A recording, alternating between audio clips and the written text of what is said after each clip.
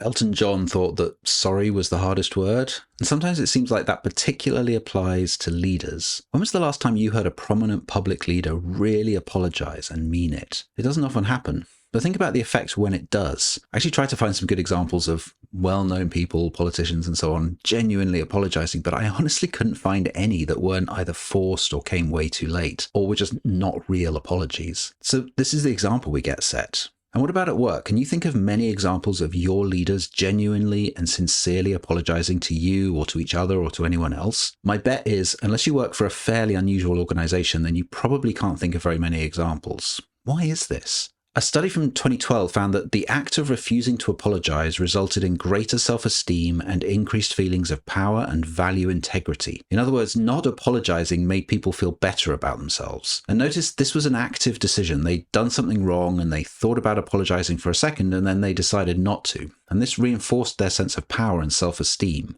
No, they would tell themselves, why should I apologize? On the other hand, there have been plenty of studies that show the benefits of apologies. Increased trust and likability, reduced anger from the person you apologize to, increased forgiveness, and improved relationships overall. Apologies are also shown to help reduce conflict and even to improve performance at work. Apologies also demonstrate humility and sincerity and help everyone involved to move past difficult situations. If you think back a minute, you'll remember that I asked if you could think of examples of leaders genuinely and sincerely apologizing, and I predicted that you probably couldn't think of many. I wonder, on the other hand, if you can think of examples of insincere apologies. I think we hear them all the time. We would like to apologize for any inconvenience that may have been caused to your journey. I'm sorry you feel that way. I'm sorry if she was offended. I'm sorry, but... So this is one of the risks with apologies, that we do them badly, that we get them wrong. And fear of apologizing badly is probably one reason people don't apologize more. Apologizing badly often means saying something that we think is an apology, but which really isn't.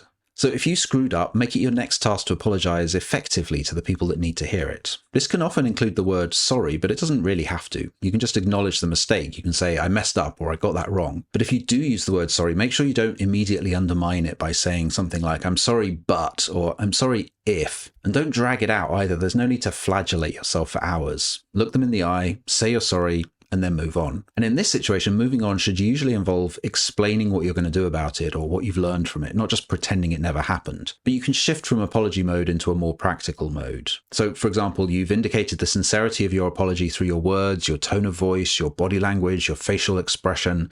Now you can shift all of that to a more normal mode.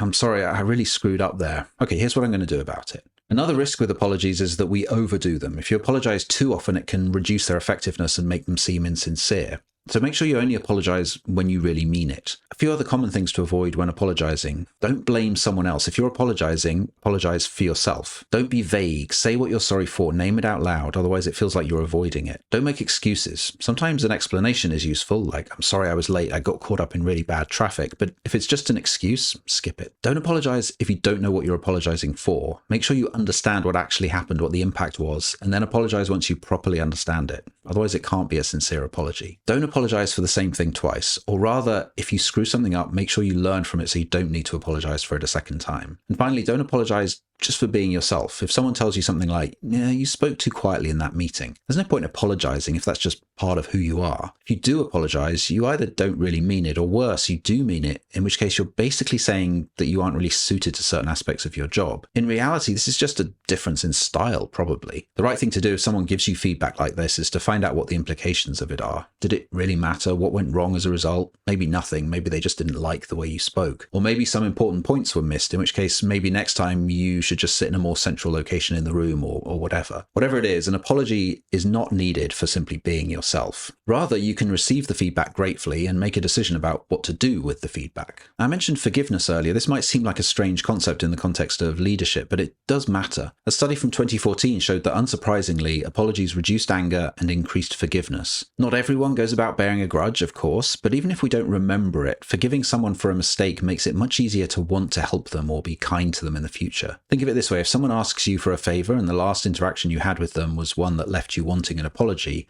How likely do you think you are to do them that favor? You might be thinking you're too professional to let something like that influence you.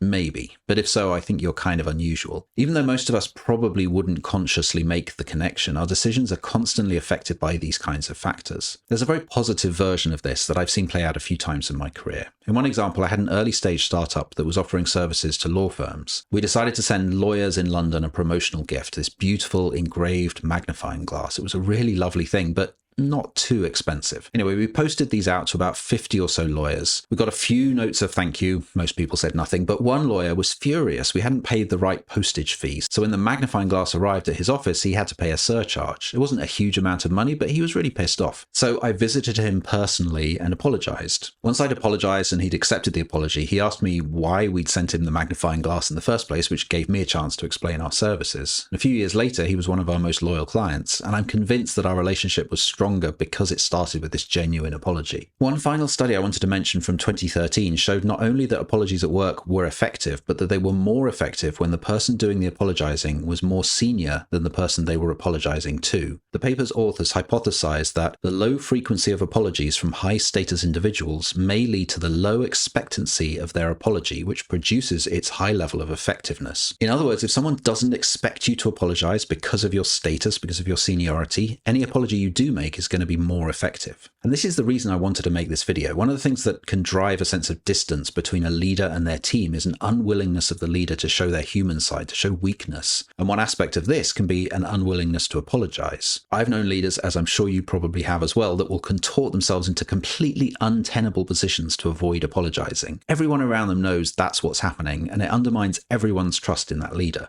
Leaders often get told that apologizing too much will cause their team to lose confidence in them. There's some truth to that, but I think this can cause leaders to overcorrect and avoid apologizing entirely. So yes, don't apologize too often, but do apologize when it's needed. And I'd suggest actually you set the bar fairly low. So you told someone you'd send them a document before the end of the day and you forgot. Say sorry, send them the document and move on. And when you mess up in a big way, apologize then too. This shows people that you understand what went wrong and what role you played in it, showing them that you have integrity and a willingness to acknowledge your own faults, your own humanity. And why is that important? Watch the video on the screen now to find out. And I'd love to hear your thoughts on this subject. Do leaders apologize enough? Should they apologize more, or should they apologize less maybe? Let me know in the comments. Bye. See you soon.